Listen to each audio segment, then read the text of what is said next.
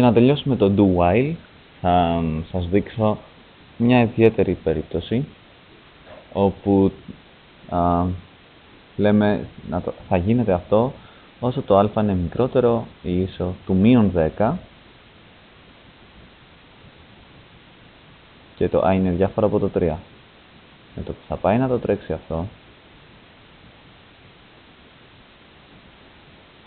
κοιτάξτε τι θα γίνει. Είναι σαν να περνάει όλο το do and do block και να πηγαίνει κατευθείαν στο print και τυπώνει τις αρχικές τιμές. Επίσης θα δούμε τι γίνεται όταν ισχύει πάντα αυτό που του λέμε, δηλαδή α μεγαλύτερο από το 0 ή ίσο, για να πιάσει και την πρώτη. Εδώ θα αναγκαστούμε να πατήσουμε το χ και θα βγάλει και ένα πρόβλημα. Μην ανησυχείτε, δεν είναι ανάγκη να το κάνετε και εσείς αυτό.